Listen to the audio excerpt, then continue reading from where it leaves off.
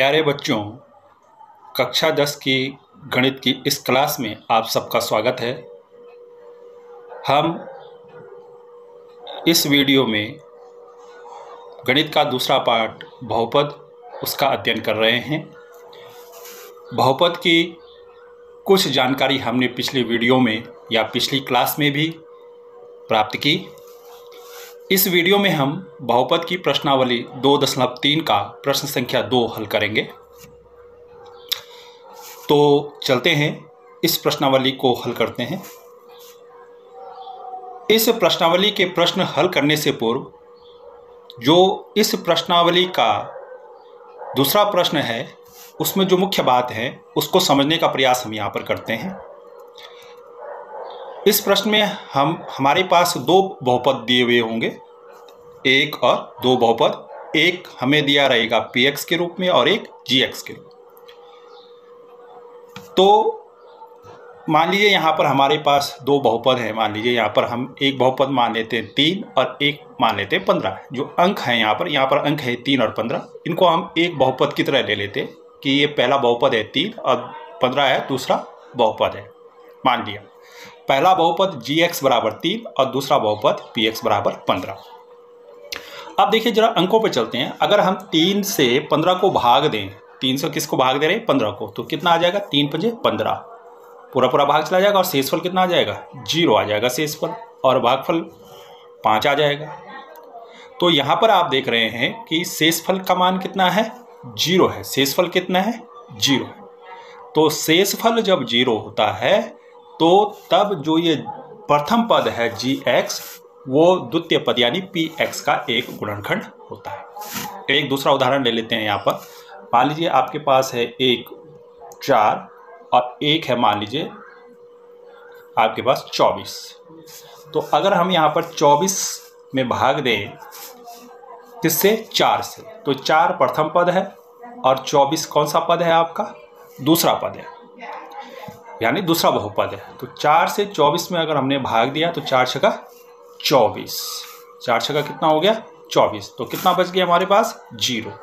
नीचे पूरा हमारा भाग चला गया, 0 आ गया शेषफल। तो शेषफल 0 आने का मतलब है कि ये 4 24 का एक गुणनखंड है। 4 किसका गुणनखंड है 24 का एक गुणनखंड है।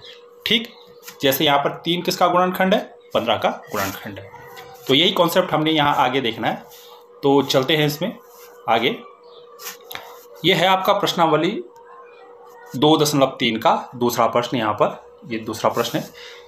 क्या लिखा है यहाँ पर, पहले बहुपद से दूसरे बहुपद को भाग करना है। जैसे अभी हमने दिया पहले बहुपद से दूसरे बहुपद को भाग देना है और जांच कीजिए कि क्या प्रथम बहुपद द्वितीय बहुपद का एक गुणनखंड है। जैसे 5 से हमने 3 से 15 में भाग दिया था, तो 3 पहला बहुपद हो गया और 15 दूसरा बहुपद है। जिसमें भाग दिया जाएगा उसको दूसरा बहुपद मान लेंगे, उसको px लेंगे, और जो पहला होगा उसको px लेंगे।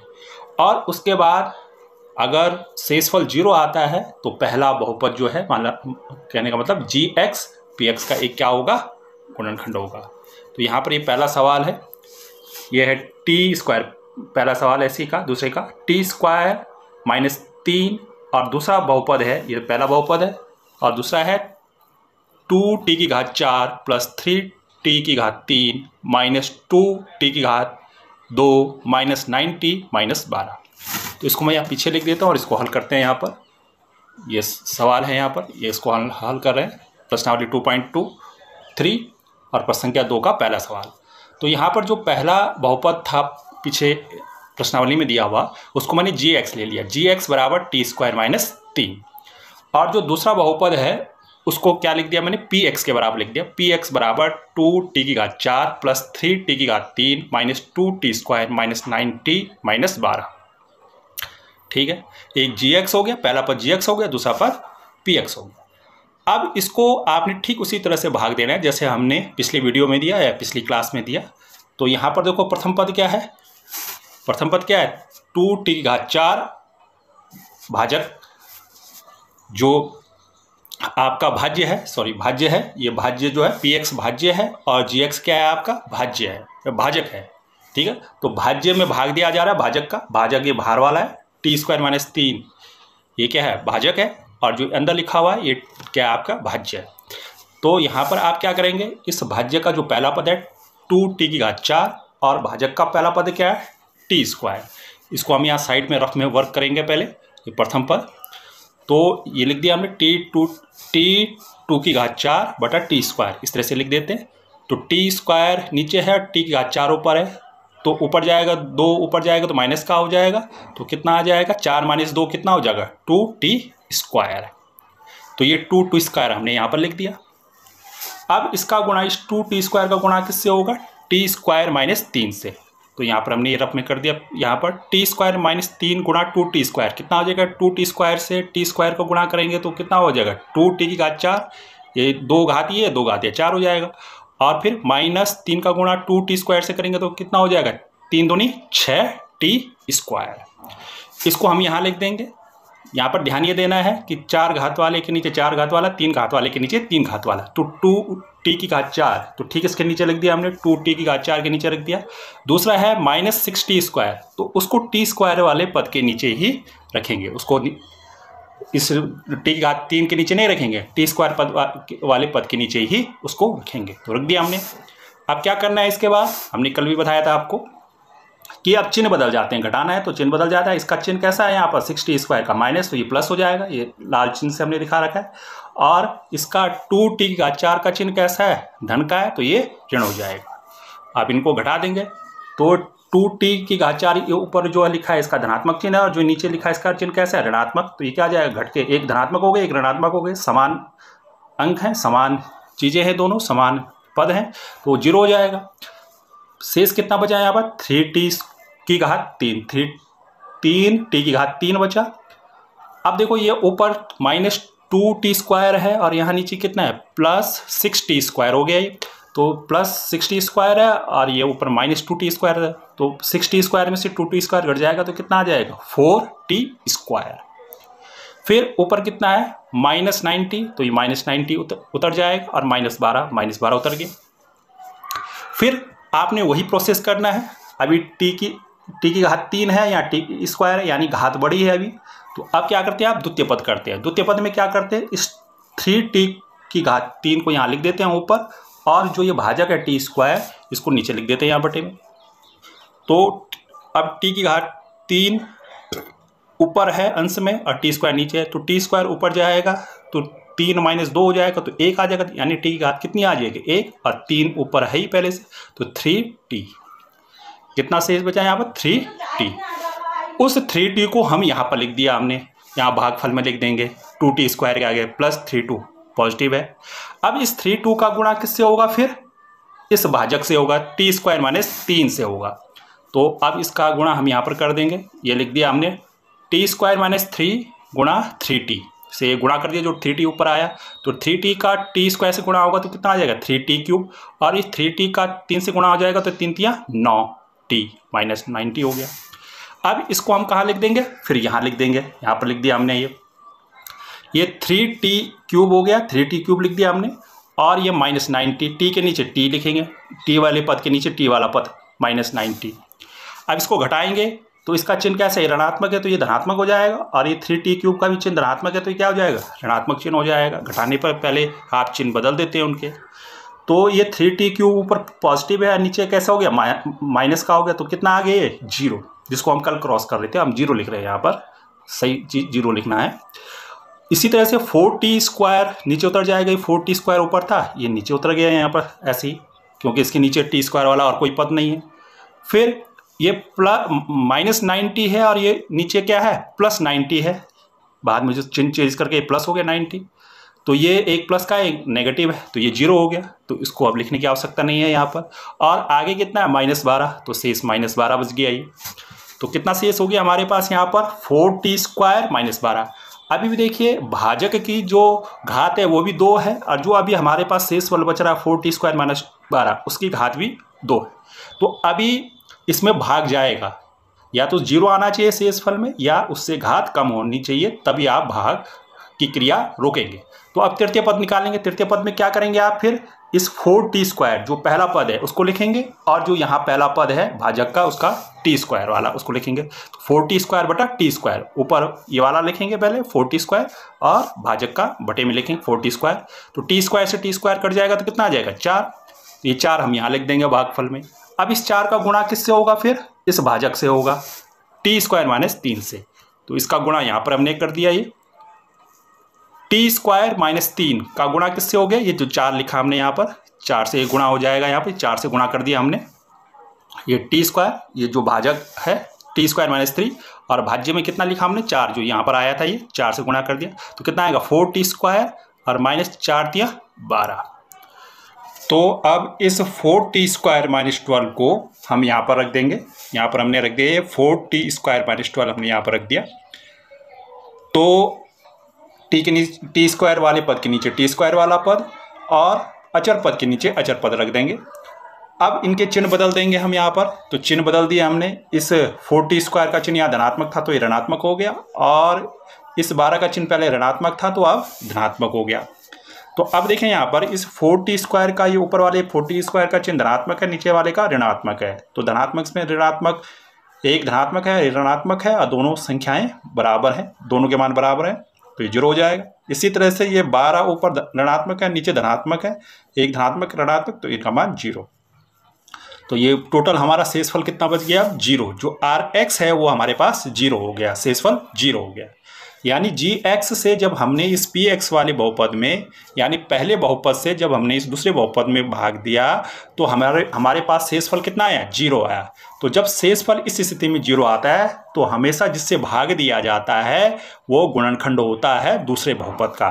तो यहाँ पर हमने Gx से पहले वाले से दूसरे वाले में भाग दिया था, तो ये प्रथम बहुपद जो होगा यानी Gx वो द्वितीय बहुपद Px का क्या होगा, एक गुणनखंड होगा।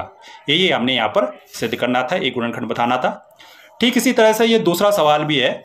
दूसरे सवाल में भी यही है, इसका दूसरा जो खंड है यहाँ पर ये 2 हमें दे रखे हैं, ये दूसरा खंड है। मैं पढ़ देता हूँ यहाँ पर x² + 3x + 1 ये पहला बहुपद है, इससे भाग देना है किसमें 3x⁴ plus 5x⁻³ -7x² + 2x + 2 में ये भाग देना है, और बताना है कि जो ये पहला वाला बहुपद है ये दूसरे वाले बहुपद का एक गुणनखंड है।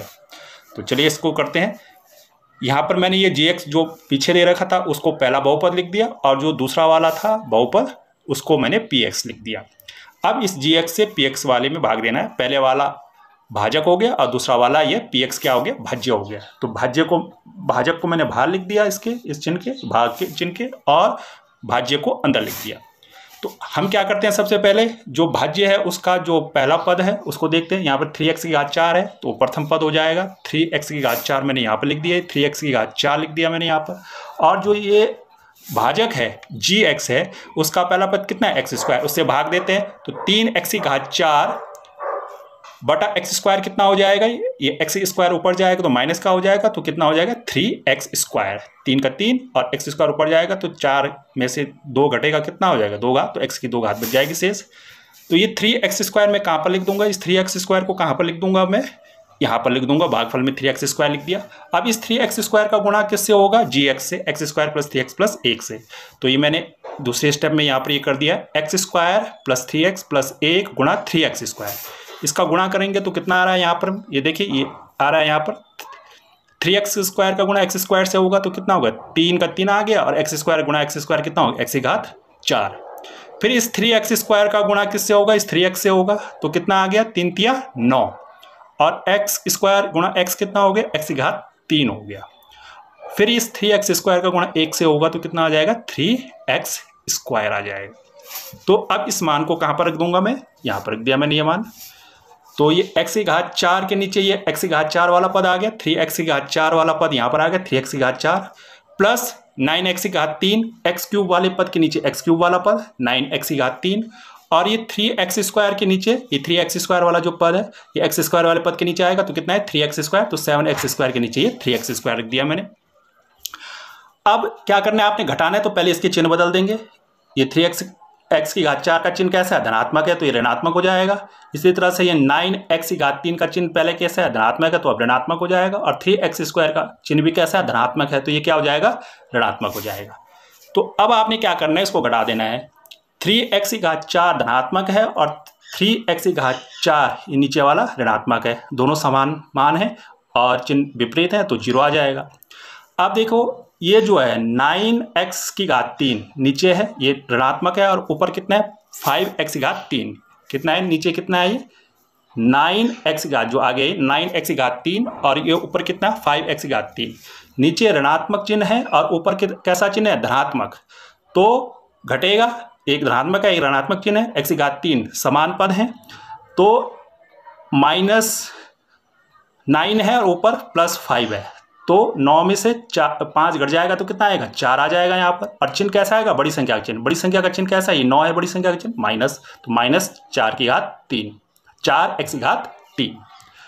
अब देखो ये 7x² माइनस का है फिर, और ये 3x² भी माइनस का है तो माइनस माइनस माइनस ही आएगा, नीचे माइनस आ गया यहाँ पर। और 7x² माइनस का है, 3 भी माइनस का है तो 7 और 3 कितना हो जाएगा 10x² आ जाएगा। शेष पद वैसे उतर जाएंगे, 2x उतर गया और 2 का 2 उतर गया। अब क्या करना है आपने फिर, यहाँ पर x की घात 3 है, यहाँ पर कितना है ये x की घात 3 और यहाँ पर कितना है x², यानी अभी घात नीचे ज़्यादा है तो भाग देंगे अभी। तो यहाँ पर हम पहला पद ले लेंगे, यहाँ पर पहला पद कितना है -4x की घात 3, तो ये द्वितीय पद में हमने -4x की घात 3 यहाँ पर ऊपर ले लिया, ये ले लिया। यहाँ पर -4x की घात 3 था तो ये -4x की घात 3 ऊपर ले लिया। और इस gx का जिसे भाग दे रहे हैं उसका पहला पद कौन है x², तो x² बटे में ले लेंगे, भाग देंगे तो कितना आएगा -4, तो -4 आ जाएगा और ये x² ऊपर जाएगा तो माइनस की घात हो जाएगी, 3 घात में से 2 घात घट जाएगी तो कितना हो गया x, तो -4x। इस -4x को कहाँ लिख देंगे, यहाँ भागफल में लिख दिया। अब इस 4x का गुणा किससे होगा फिर gx से होगा। बार बार आप देख रहे हैं हमने काफ़ी सवाल कर दिए इस प्रकार से। अब इसका गुणा ये जो gx है ये gx और इस जो 4x है -4x जो हमने यहाँ पर भी लिखा है, इस 4x का गुणा कर देंगे तो कितना आ जाएगा ये -4x गुणा x² कितना होगा, माइनस का माइनस 4 का 4 और x गुणा x² कितना हो गया x की घात 3। फिर ये -4x गुणा 3x हुआ तो 4 तियाँ कितना हो गया 12 और माइनस चिन्ह है तो ये माइनस चिन्ह आ जाएगा यहाँ पर, 4 तियाँ 12 -12 और x गुणा x कितना हो गया x²। फिर आगे देखिए इसमें -4x गुणा 1 तो कितना आ गया -4x। अब इस मान को, जो ये मान हमारा ये गुणा करके आया है यहाँ पर, इसको हम यहाँ रख देंगे, ये रख दिया हमने -x³ के नीचे x³ वाला पद -4x की घात 3 फिर -12x² और फिर -4x। अब इसको घटाना है तो पहले इसके चिन्ह बदल देंगे, ये माइनस चिन्ह है तो इसका क्या हो जाएगा धनात्मक चिन्ह हो जाएगा। इस 12x² का भी चिन्ह ऋणात्मक है तो ये भी धनात्मक हो जाएगा, लाल चिन्ह से हमने लगा रखे। और ये 4x का चिन्ह भी ऋणात्मक है तो इसको क्या बना देंगे हम धनात्मक, ये धनात्मक चिन्ह बन गए। अब इसको घटाएंगे, देखो अभी -4x की घात 3 का चिन्ह ऋणात्मक है और नीचे वाले का क्या है धनात्मक, तो 0 हो जाएगा। अब देखो यहाँ नीचे आ जाएगा 12 + 12x², अब चिन्ह इसका क्या हो गया 12x² हो गया, इस वाले का 12x², ऊपर कितना है -10² तो धन 12x² -10x² होगा, 10x² है यहाँ पर तो घट जाएगा, 12 में से 10 गया कितना हो गया 2x², बड़ा चिन्ह 12 धनात्मक है। फिर आगे देखें इसमें ये है 2x प्लस का है और नीचे 4x भी किसका है प्लस का है, तो 4 और 2 कितना हो गया 6, तो ये 6x आ गया और 2 का 2 उतर जाएगा। फिर क्या करना है आपने, अभी देखो यहाँ पर ये 2x² है, कितना है यहाँ पर 2x² है, यानी x की घात कितनी 2 है और यहाँ भी x की घात कितनी 2, अभी समान घात है तो अभी भाग देंगे। तो क्या करेंगे, यहाँ से पहला पद लिखेंगे 2x² है, पहला पद हमने लिख दिया यहाँ पर तृतीय पद में, और यहाँ से पहला पद क्या है x² बटा x², तो x² से x² कट जाए तो कितना शेष बच जाएगा 2, ये 2 हमने यहाँ लिख दिया +2। अब इस 2 का गुणा किससे होगा, इस 2 का गुणा किससे होगा, इस gx से होगा, ये gx जो है इससे गुणा होगा यहाँ पर, तो इसका गुणा हम यहाँ पर कर देंगे साइड में रफ में, ये रफ वर्क है किनारे जो हम कर रहे हैं यहाँ पर। तो ये x² + 3x + 1 गुणा 2 हो गया तो कितना आ जाएगा 2 से गुणा करके, ये 2x², 2 गुणा x², 2x² है, 2 गुणा 3 कितना होगा 3 दूनी 6x और 2 एकम 2 हो गया। ठीक है, अब इस मान को हमने यहाँ पर रख दिया, ये 2x² + 6x + 2। ठीक, अब घटाएंगे इसको तो चिन्ह बदल देंगे, 2x² का चिन्ह यहाँ पर कैसा है, पहले धनात्मक है तो अब ऋणात्मक हो जाएगा। यहाँ पर 6x का चिन्ह कैसे है, 6x से पहले कैसे चिन्ह लगा, धन, तो यहाँ पर ऋण लगा देंगे। और 2 का चिन्ह कैसे है, यहाँ पर पहले धन है तो ऋण लगा देंगे। अब इसको घटाएंगे, ऊपर वाले 2x² का चिन्ह धनात्मक है और इस नीचे 2x² वाले चिन्ह का कैसा है, ऋणात्मक। समान मान है और चिन्ह विपरीत है तो 0 आ जाएगा। इसी तरह से ये 6x है धनात्मक का और नीचे वाला 6x है ऋणात्मक का, समान मान है चिन्ह विपरीत है तो 0 आ जाएगा। इसी तरह से ये 2 धनात्मक और नीचे वाला 2 ऋणात्मक, समान मान है और चिन्ह विपरीत है, तो पूरा शेषफल कितना आ जाएगा हमारा यहाँ पर 0, यानी Rx का मान 0। तो जब शेषफल यहाँ पर क्या हो गया, फिर हमारा 0 हो गया, तो शेषफल 0 हो गया तो इसका मतलब जिससे भाग दिया जा रहा है वो क्या होगा, गुणनखंड होगा जिसमें भाग दिया जा रहा है, यानी भाजक जो होगा, भाजक गुणनखंड होगा। ये gx भाजक है और भाज्य कौन है, px, तो यहाँ पर gx px का एक क्या होगा, गुणनखंड होगा, यानी जो प्रथम पद है वो द्वितीय पद का एक गुणनखंड हो गया। ये प्रश्न संख्या 2 का दूसरा खंड था। ठीक, एक जैसे ही है प्रश्न संख्या 1 और 2, अभ्यास आप करेंगे तो निश्चित रूप से आप इसको कर पाएंगे। इसी प्रकार से तीसरा प्रश्न है, इसका प्रश्न संख्या 2 का तीसरा खंड है, तो इस खंड को आपने स्वयं हल करना है। तो इस प्रश्न को मैंने यहाँ पर भी लिखा है, जो ये प्रश्न संख्या 2 प्रश्नावली 2.3 का प्रश्न संख्या 2 का ये तीसरा खंड है, इसको आपने स्वयं हल करना है। जैसे आप ये हमने पिछले 2 प्रश्न किए, जो पहला खंड और दूसरा खंड किया। तो इस वीडियो में इतना ही। Thank you.